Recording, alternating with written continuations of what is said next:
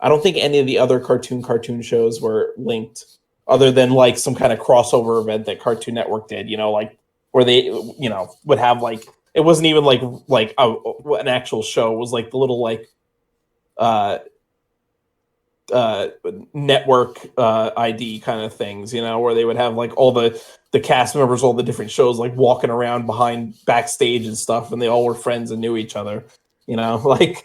But that was kind of like it was supposed to be like a behind the scenes kind of thing, like. So I don't think they're actually in lore wise in the same universe. No, I Besides don't. the I don't think so. And I mean, apparently they're trying to reboot the Powerpuff Girls now, which like they tried that already and it didn't work the first time they rebooted it. yeah. I highly doubt that that they're going to reboot it successfully now. Well, because the problem was is that the first time they tried to do it, they like made it way too like woke, Well, they're and it doing was well like, now. They're making it even woker apparently oh because god. like Oh, isn't this supposed to be like a live action show, and it's going to be like them as teenagers or something?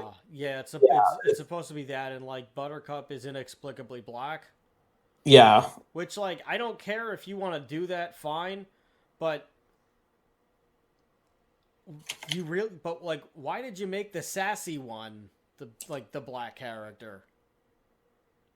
Like I think that presents the issue where like in trying to be woke, they ended up being worse. Yeah. Like you couldn't have like I don't see why the sassy one specifically had to be like now she's like gonna be the sassy like black girl. That's kind of racist in itself. So I don't like I don't particularly I don't mind the choice of I don't mind the choice of changing the race, but you could have not picked the sassy one. Well, it's like the problem is But that whenever this is the problem when they try to be too woke, they end up doing something. They end up doing more harm than good. So like, right, they make it more stereotypical than it like even should be, and it's like right, it's like they want to talk about like tokenism, but it's like half the time, like when they try to do something like that, it's like literally they're just making a token. yeah, which it seems like that's what they did here. So we'll Yeah, see. Get ready for jokes about the patriarchy 24/7 and yeah, stuff that like has nothing to do with the purity with not purity. I don't want to say that word, but like with the integrity of the original show. yeah. Get ready for none of that. It's like when they like did the female Ghostbusters, and like they made like so This was another this, thing. They made like Leslie Jones.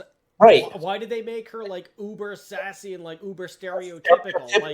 Right, Like Ernie Hudson was not stereotypical at right. all. He just happened to like, and nobody ever like pointed out that he was like that Ernie No, Hudson was black. It was just like exactly. it was never like, oh, here's the one black Ghostbuster. It was always like, okay, here's the other here's like No, here's it the other Winston Ghostbuster Zeddemore. that they got, and he was an intelligent, well written character, and Right. that was it. Like it just Because he was wasn't. in. That's the thing. He was an everyman. He was relatable. He wasn't like a token or a stereotype. He was literally like he was just a dude, like looking for a job. Like I think it's like the most relatable line where like she's asking him like, "Do you believe in Atlantis, UFOs, like all this whole list of stuff?" And he basically just like, "Lady, if there's a steady paycheck involved, I'll believe anything you say." There you Like go. it's Like the most relatable line in history of like you know if anybody's like had to work, like been a working man in their life, that's like basically, yeah, that's your mentality. yeah. And that's why he was such a great character. He was such a relatable character because he was an everyman, and like didn't have to be a stereotypical black man or a stereotypical white man, or it was just an everyman. Anybody could relate to him, and that is like the beauty of it. Right. It's not hard to write. It's not hard to write good characters, Right. but it's easy to make an excuse. I think that's the problem is that There's they want to shoehorn like diversity into shows, but they don't try to make it good. Like you could have like good characters that are black and good characters that are women or good characters that are anybody, You don't have to like shoehorn them in. You just have to write good characters. right, and then just cast them whoever this, and then just cast them later. Like Right. don't write like with the intention of I have to write like this character's going to be like I'm not even gonna use like race or anything. This character is a dinosaur, so I'm gonna write what I think a dinosaur would say, Right. and then the character is dumb. Yeah. And nobody likes the character, and other dinosaurs are offended by the character, and then all of a sudden you have a bad show. But instead of like owning up to your mistakes, you start blaming like other people, or you start blaming like the majority, and it's like the majority wasn't watching your show. Yeah. Like the people that you were trying to like cater to saw that you had a bad show. Like it's just nonsense. But I mean, I don't know if I've said this on the show. Maybe I'll get in trouble for saying this, but I mean, this is something that I fully believe is why we'll never get rid of like any stereotypes or any racism in America. Yeah. We need to get rid of it as quickly as possible, and it shouldn't even still be here. But the biggest problem with that is that it makes too much money. Well, that's the thing. For of newspapers, course. For media, for like everything that's pushing this as an agenda. There's so many grifters that are like organizations that take donations. This stigma and this problem makes so much money, right? That it is impossible for it to end, because everything profiting from it will never let it go because it generates so much revenue. But that's not what they'll tell you. They'll tell you it's a big problem and we need to end it, and this is bad and that's bad and that's bad, and they'll point fingers at everything except them. When this is something that my dad says, if you point the finger, there's 4 fingers pointing back at you, or there's 3 fingers pointing back at you, and it's like so many people are just brainwashed into believing them because this has just been a thing for so long, and the people profiting from racism, they're going to perpetuate it and they're going to keep it going. Right. And that's the biggest issue with it. Is like the way to end it is to stop giving it money. The minute that anything stops making money, it goes away. Yeah. Just like magic. Stop making it profitable. Yeah. And stop profiting.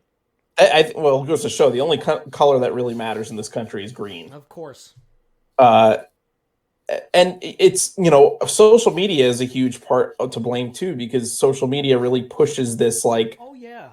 The problem with social media is that, in the old days, you had one asshole that like had stupid views.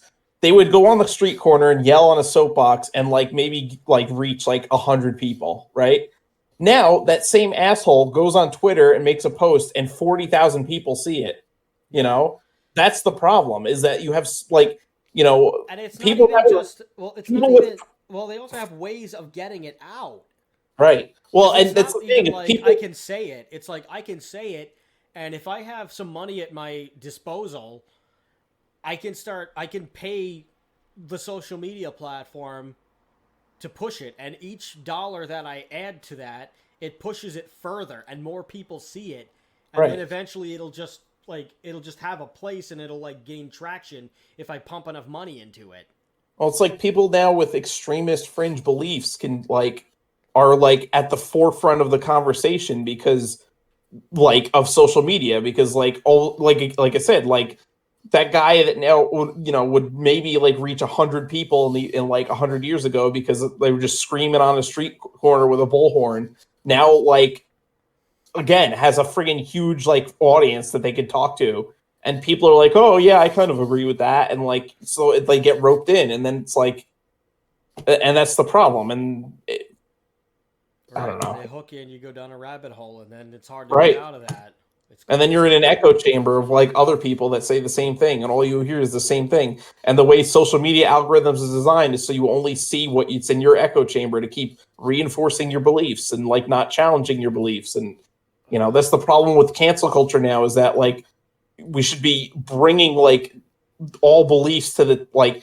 So this is the thing, is that they want to like. There's certain things like obviously racism is like a terrible thing, and it's like, yeah, we should get rid of it.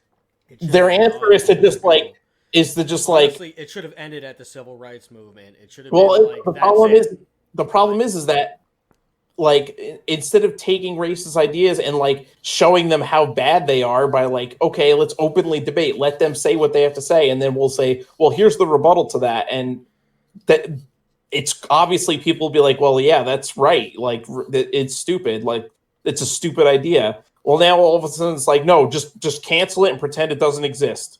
And it's like, well, You you're can't do just that bolstering either. those people. You're not disproving them. You're actually giving them more sympathy because now they think that you're like people are like, oh wow, you're trying to just shut them down and stop like them from being able to talk.